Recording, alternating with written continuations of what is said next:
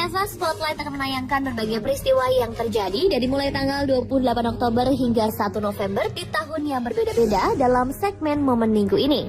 Untuk itu, mari kita simak peristiwa yang pertama.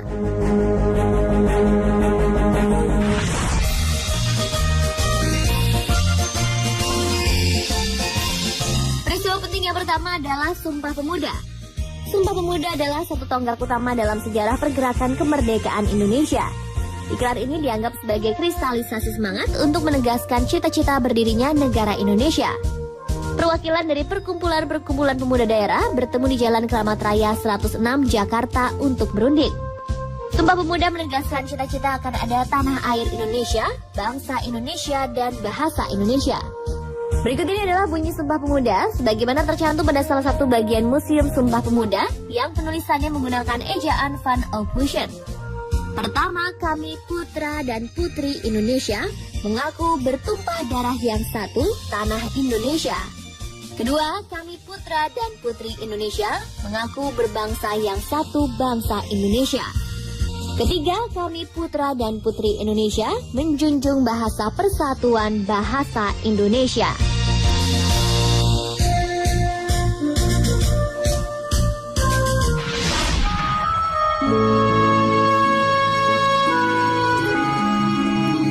Oktober 1929, ketidakstabilan ekonomi dunia mencapai puncaknya yang dikenal sebagai Selasa Kelam.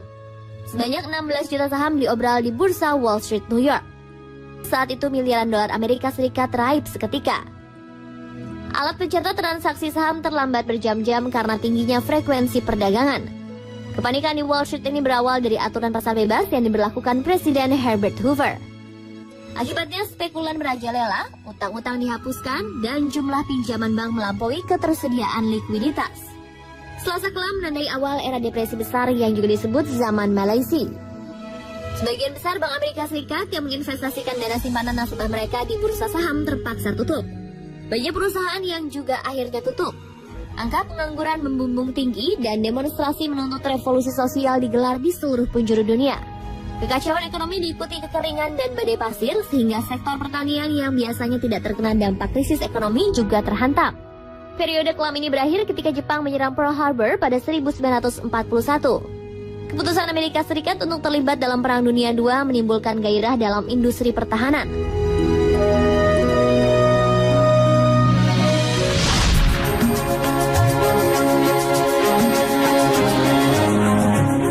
Peristiwa penting berikutnya akan membawa kita ke negara dua benua, yaitu Turki.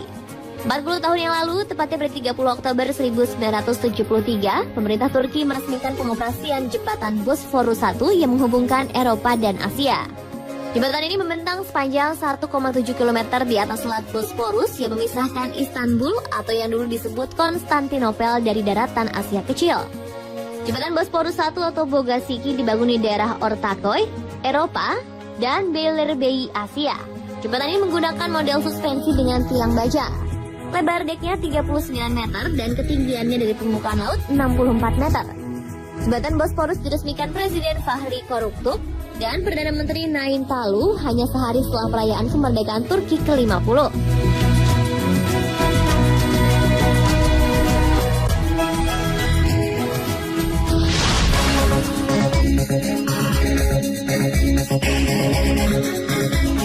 Peristiwa penting yang satu ini merupakan peristiwa yang kelam di mana sebuah pesawat dari Egyptair penerbangan 990 jatuh di Samudra Atlantik pada 31 Oktober tahun 1999 lalu.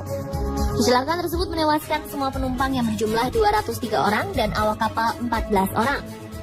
Menurut National Transportation Safety Board atau NTSB, pesawat terjatuh akibat kelalaian dari kopilot pengganti bernama Gamal Al-Batouti yang sengaja memanipulasi kontrol pesawat sehingga pesawat terjatuh ke Samudra Atlantik. Namun otoritas penerbangan Mesir membantah kabar tersebut dan menyebutkan bahwa pesawat terjatuh akibat macetnya sistem kemudi ekor atau elevator. Sementara itu, dari bukti perekam suara yang ditemukan setelah kecelakaan, Kapten pilot minta izin pada kopilot untuk ke toilet. Lalu terdengar suara kopilot Al-Batouti berkata, "Taukat ala Allah," yang berarti aku berserah kepada Allah berkali-kali. Sang kapten yang baru kembali dari toilet sangat kaget dengan apa yang sedang kopilotnya lakukan.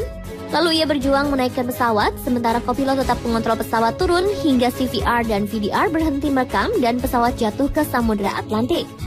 Namun hingga kini penyebab kecelakaan Egypt Air penerbangan 990 masih diperdebatkan.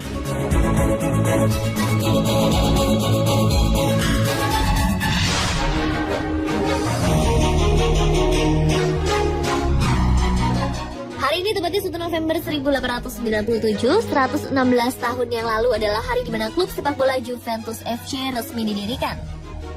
Berawal dari sebuah perkumpulan siswa yang sepakat membentuk sebuah klub olahraga. Setelah melalui perdebatan panjang, akhirnya terpilihlah cabang olahraga sepak bola sebagai olahraga utamanya. Di Army Square yang merupakan lapangan yang biasa menjadi arena balap kuda menjadi markas pertama kelompok siswa tersebut.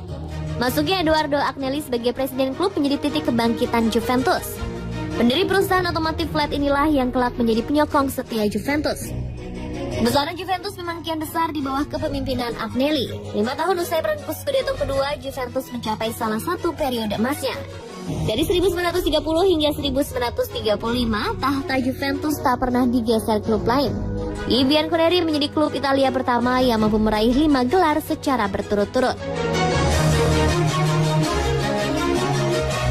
Dan pemirsa, itulah beberapa peristiwa penting yang terjadi antara tanggal 28 Oktober hingga 1 November dari berbagai tahun.